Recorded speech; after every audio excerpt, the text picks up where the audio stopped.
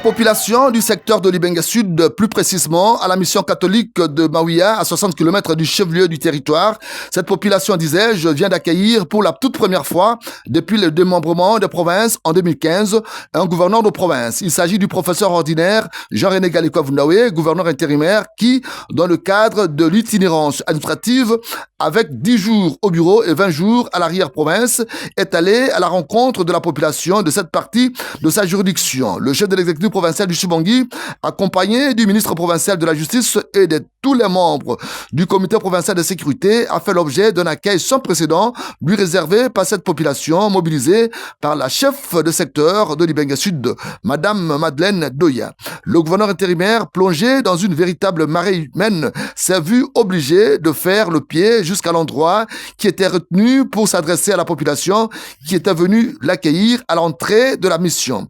Dans son mot de bienvenue, la chef de secteur a salué l'arrivée de l'autorité provinciale à Libenge. Et ce, pour la première fois. Cela est un grand honneur pour elle et pour ses administrés, a-t-elle indiqué. Aussi a-t-elle peint sommairement l'état des lieux de son entité. Le gouverneur intérimaire a remercié la population pour cet accueil haut en couleur, sans pour autant oublier l'honorable député Djoko qui lui avait suggéré d'inscrire l'étape de Mawia dans son programme d'itinérance. Il est allé ainsi écouter la population, prendre ses désidérata en vue des solutions idoines et aussi démystifier le mythe selon lequel un gouverneur du Chibangui ne peut pas arriver à Mawia excentré de la cité de Libenge, surtout avec le mauvais état de la route. Le jour suivant, le gouverneur intérimaire s'est rendu au bureau du secteur où il a eu à échanger avec la chef de secteur avant de descendre jusqu'au port de Fortune de Kuala sur la rivière Ubangui et où l'on signale assez régulièrement l'accostage des embarcations venant de la République du Congo-Brazzaville, de la République centrafricaine, voire de Kinshasa et qui font débarquer des colis de manière incontrôlée et illicite, vu la distraction coupable dans laquelle sont plongés tous les agents de service de l'État commis à cet endroit. Séance tenante, le gouverneur de province intérimaire a instruit irrévocablement leur remplacement. Il le dit devant la caméra de la RTNC. Dans le cadre de notre itinérance, nous avions fait le choix de venir ici au port de Kuala. Parce que bien avant, nous avions reçu les rapports comme quoi des transactions illicites se font ici. Des embarcations arrivent notamment et quittent notamment. Nous voudrions nous assurer que nos responsables affectés ici font bien leur travail. Malheureusement, le constat est là. Le constat, c'est que le port n'est pas contrôlé.